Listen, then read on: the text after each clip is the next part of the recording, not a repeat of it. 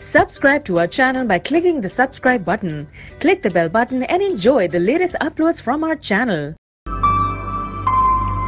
अस्सलाम वालेकुम नाज़रीन, मैं हूं आपका होस्ट मलिक नदीम शेर। नाज़रीन, हमारी कोशिश होती है आपके लिए अच्छी प्यारी वीडियोस लेके आएं और मुख्तलिफ टॉपिक के ऊपर हमारी वीडियोस में आप मैसेज लेते हैं और सुनते हैं।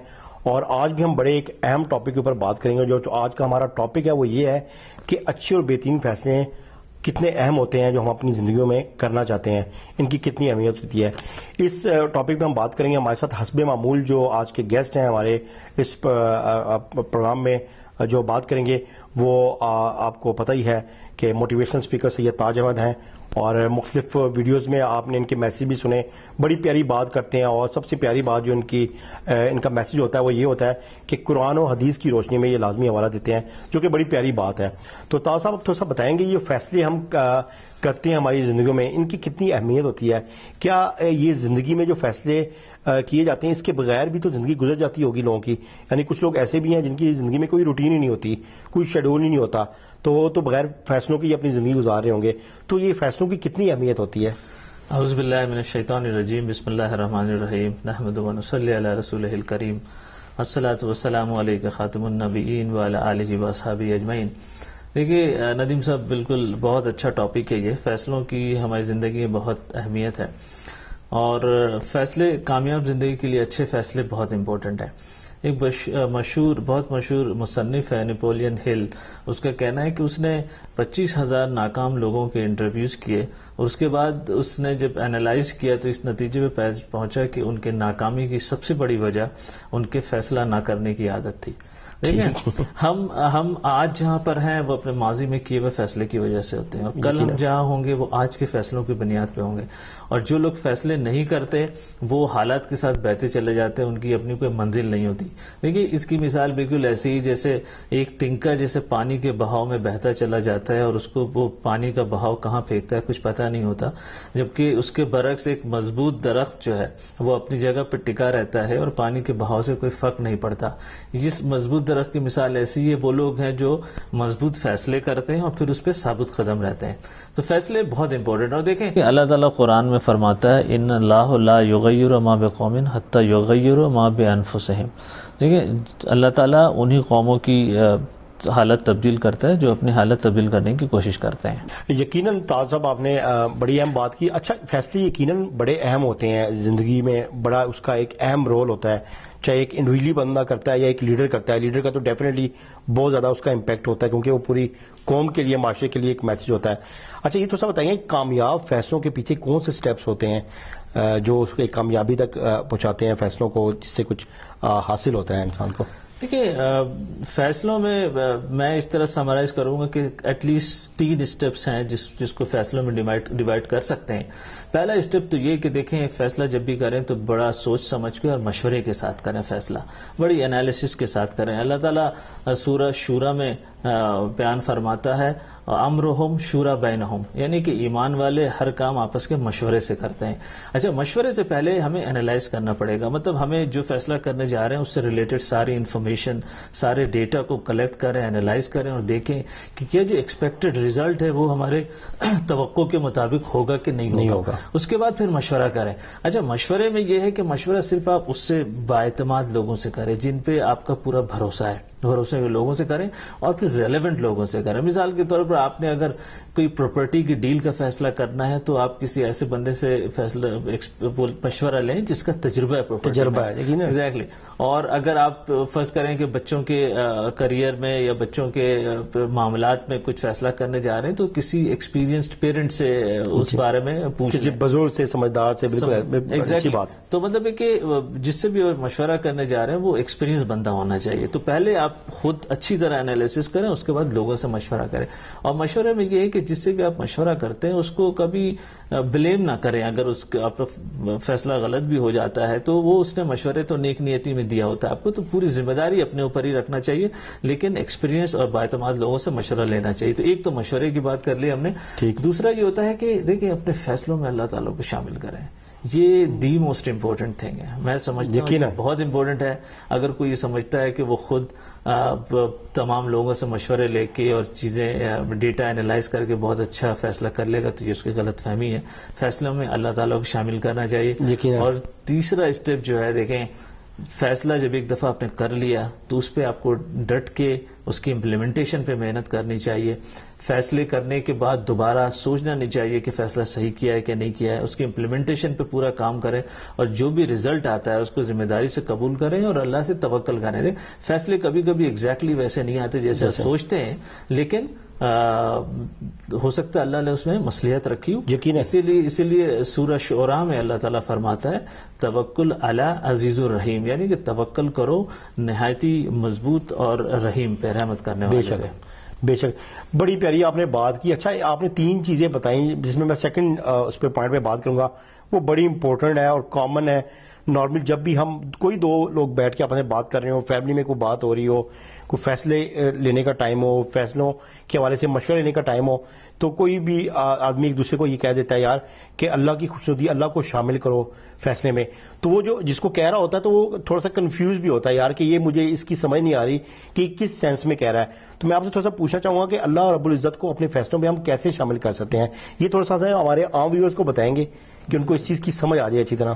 دیکھیں یہ بہت امپورٹنٹ پوائنٹ ہے یہ فیصلے کے اندر. دیکھیں اللہ تعالیٰ چاہتا ہے کہ ہم اللہ سے ریکویسٹ کریں, اس سے مانگیں, اس سے مشورہ کریں اور اس سے کنیکٹڈ رہیں, اس سے جڑے رہیں. بے شک. دیکھیں اللہ تعالیٰ سورہ مومن میں فرماتا ہے ادعونی استجب لکم, یعنی مجھے پکارو میں تمہاری دعا قبول کروں گا. اس کے بعد پھر سورہ قاف میں اللہ تعالیٰ فرماتا ہے نحن اقرب الیہ من حبل الورید, میں تمہارے شہرک سے بھی قریب ہوں. اچھا, لیکن المیہ یہ ہے کہ ہم لوگوں کے سامنے تو اپنے دکھڑے بیان کرنا پسند کرتے ہیں, ہم عاملوں اور فقیروں کے چکر لگانا تو پسند کرتے ہیں, لیکن اللہ رب العزت جو کہ ہمارا منتظر اور ہمارے اتنے قریب ہے, ہم اس سے اس طریقے سے رجوع نہیں کرتے جیسے ہمیں رجوع کرنا چاہیے. اور وہی ایسا ذات ہے جس سے ہمیں مانگنا چاہیے. بڑی پیاری بات. دیکھیں اگر ہم اس سے رجوع کرنے لگیں تو واللہ ہمارے سارے شکوے شکرانوں میں تبدیل ہو جائیں گے. اور ایک بات بتاؤں کہ استخارہ ایک سنت طریقہ ہے, لوگ کرتے بھی ہیں اور کرنا بھی چاہیے, لیکن ہوتا یہ کہ ہم استخارے کو بڑا سرسری طریقے سے اور بڑا فارمیلٹی کے طور پہ لیتے ہیں. ہم اللہ تعالیٰ سے اس طریقے سے نہیں جوڑتے, اللہ تعالیٰ کو اس طریقے سے فیصلے میں انوالو نہیں کرتے. میں اس کی مثال دیتا ہوں. اگر ہم یہ کر لیں نا کہ جیسے فیصلہ کرنے سے 2-3 دن پہلے ہم یہ کرنا شروع کر دیں کہ ہر فرض نماز کے بعد ایک اضافی سجدہ کرنے لگے, نفلی سجدہ کریں نماز ختم ہونے کے بعد, اور اس سجدے کے اندر پھر ہم اللہ تعالیٰ سے ریکویسٹ کریں کہ یا اللہ تعالیٰ ہم یہ فیصلہ کرنے جا رہے ہیں, اگر تو سمجھتا ہے کہ یہ فیصلہ ہمارے لیے بہتر ہے تو اس میں ہماری مدد فرما دے, اور اگر تو سمجھتا ہے کہ یہ فیصلہ ہمارے لیے بہتر نہیں ہے تو ہمیں اس سے دور کر دے اور کوئی متبادل راستہ دکھا دے. ٹھیک ہے, 3 دن فرض کریں اگر آپ کے پاس ہے فیصلے سے پہلے, تو 3 دن میں 15 نمازیں ملیں گی, آپ 15 سجدے ملیں گے, اور ان 15 سجدوں میں اگر آپ نے یہ دعا کی ہوگی تو اس میں کوئی شک نہیں کہ اللہ تعالیٰ ڈیفینیٹلی آپ سے بہترین فیصلے کروائے گا. دیکھیں جب آپ یہ عمل کرتے ہیں, اللہ تعالیٰ سے اس طرح جوڑتے ہیں نا, تو اللہ تعالیٰ ایسے لوگوں سے مشورہ دلواتا ہے جس کا ہم سوچ بھی نہیں سکتے. اللہ تعالیٰ ایسی انفارمیشن ہمیں دلوا دیتا ہے جس تک ہماری رسائی نہیں ہوتی. بظاہر مشکل نظر آنے والے فیصلے اللہ تعالیٰ آسان فرما دیتا ہے, اور اللہ تعالیٰ بہترین فیصلے کرواتا ہے جو ہماری زندگی میں بہت اچھی تبدیلی لے کے آتے ہیں. یقیناً تاج صاحب, بڑا کی پوائنٹ ہے یہ کہ ذات صرف اللہ کی ہے اور اللہ کی ذات کی طرف ہی دیکھ کے اس سے مانگنا چاہیے. وہ منتظر ہے اپنے بندے کا کہ میرے سامنے التجا کرے اور مجھ سے مانگتا رہے. اچھا, ایک بڑی اہم چیز ہے, لوگ فیصلہ کرتے ہیں اور بعض اوقات ان کی یہ سوچ ہوتی ہے کہ ہم نے بڑا اچھا فیصلہ کیا ہے یا مشورہ کیا کسی سے فیصلہ لیتے وقت, تو ہمیں بڑی امید ہے اور ہمیں امیدیں ہیں کہ ہمارے فیصلے اچھے ہیں, لیکن یہ فیصلے ناکام بھی ہوتے ہیں. جو فیصلے ناکام ہوتے ہیں اس کی کیا وجہ ہے, ریزن کیا ہے اس کی؟ لیکن یہ بڑا امپورٹنٹ سوال ہے, اچھا سوال کیا آپ نے کہ یہ ذہن میں رکھنا چاہیے کہ فیصلے ناکام ہونے کی کچھ وجوہات ہوتی ہیں, کچھ جو میرے ذہن میں بھی آ رہی ہیں. اس میں پہلا وجہ تو جو میرے ذہن میں جو آ رہا ہے وہ لالچ ہوتی ہے. بعض اوقات ہم لالچ میں آ کر فیصلے کرتے ہیں. مثال کے طور پر دیکھیں زیادہ تر جو لوگوں کی انویسٹمنٹس ڈوبتی ہیں اس میں یہ ہوتا ہے کہ لوگوں کو بہت ہائی ریٹ آف ریٹرن کی لالچ دیتے ہیں, اور اس میں لوگ اپنے پیسے, اپنی جمع پونجی اور سیونگز لے کے انویسٹ کر دیتے ہیں. لوگ یہ نہیں دیکھتے کہ یار اتنا ہائی ریٹ آف ریٹرن جو ہے وہ ان ریئلسٹک ہے, تو لالچ میں اسی طرح بعض اوقات ہمیں پراپرٹی کوئی جو ہے نا بڑی سستی پراپرٹی مل رہی ہوتی ہے, حالانکہ اس علاقے میں پراپرٹی اتنی سستی ہوتی نہیں ہے. لوگ اس کو نہیں دیکھتے ہوتا یہ کہ ان کی ڈاکومنٹیشن میں پرابلم ہوتی ہے, ان کی اونرشپ ایشوز ہوتے ہیں, اور الٹیمیٹلی اللہ تعالیٰ بچائے ہم ایسے فیصلوں میں پھنس جاتے ہیں جہاں پوری ہماری لائف سیونگز لگا دیتے ہیں. تو ایک تو لالچ ہو گیا. جب بھی دیکھیں کوئی چیز too good to be true نظر آئے نا, تھوڑا محتاط ہو کے فیصلوں کو ریویو کرنا چاہیے, فیصلوں پہ اس طرح چھلانگ نہیں لگانا چاہیے. اچھا, دوسری چیز ہوتی ہے دیکھیں نیک نیتی بہت امپورٹنٹ ہے یقینا, اور آج کل اس کی بہت کمی ہے. اللہ تعالیٰ ہم سب کو بچائے. اس سے ہوتا یہ ہے کہ ہم زندگی کے بڑے بڑے فیصلے بدنیتی میں کرتے ہیں. ہم بچوں کی شادی کے فیصلے کرتے ہیں اور حقیقت کو چھپاتے ہیں, مس ریپرزینٹیشن کرتے ہیں. دیکھیں اتنے بڑے بڑے فیصلے جھوٹ کی بنیاد پر نہیں ہونے چاہیے, ورنہ ڈیفینیٹلی ناکامی ہوتی ہے. اچھا, ہم جابز لیتے ہیں, اپنی سی ویز میں جعلی ڈگریوں پہ جابز لیتے ہیں ہم, اور پھر اپنی سی ویز میں ہم وہ چیزیں لکھتے ہیں جو ہم نے کیا نہیں ہوتا. تو ہوتا یہ ہے کہ جب وہ چیز پتہ لگتی ہے آرگنائزیشن کے اندر, تو ہمیں پھر ناکامی کو اور بڑی مایوسی کا سامنا پڑتا ہے, جو کہ بہت برا ہوتا ہے. دیکھیں ہمیں اللہ تعالیٰ پہ بھروسہ کرنا چاہیے, جھوٹ پہ نہیں کرنا چاہیے. اگر ہم سچ بولیں گے, بھلے ہمارے اندر کوئی کمی ہو, تو اللہ تعالیٰ اس کو پوری کر دے گا. اللہ تعالیٰ ہمارے معاملات کو حل فرما دے گا. تو یہ ایک تو لالچ ہو گیا, پھر بدنیتی ہو گئی. بعض اوقات پھر تیسری وجہ جو نظر آتی, بعض اوقات ہم جذبات میں فیصلہ کرتے ہیں, مطلب غصے کی حالت میں فیصلہ کرتے ہیں. دیکھیں غصے کی حالت میں آپ کا ذہن آپ کے کنٹرول میں نہیں ہوتا, شیطان آپ کو کنٹرول کر رہا ہوتا ہے.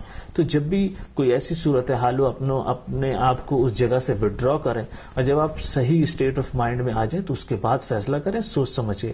اکثر اوقات جو جھگڑے کی حالت میں جو فیصلے کیے جاتے ہیں, گھریلو فیصلے, اس میں ناانصافی اور زیادتی کا عنصر شامل ہوتا ہے. دیکھیں اللہ تعالیٰ نے بھی سورہ آل عمران میں کہا ہے کہ جنتیوں کی نشانی ہے کہ وہ غصوں پہ کنٹرول کرتے ہیں, الکاظمین الغیظ.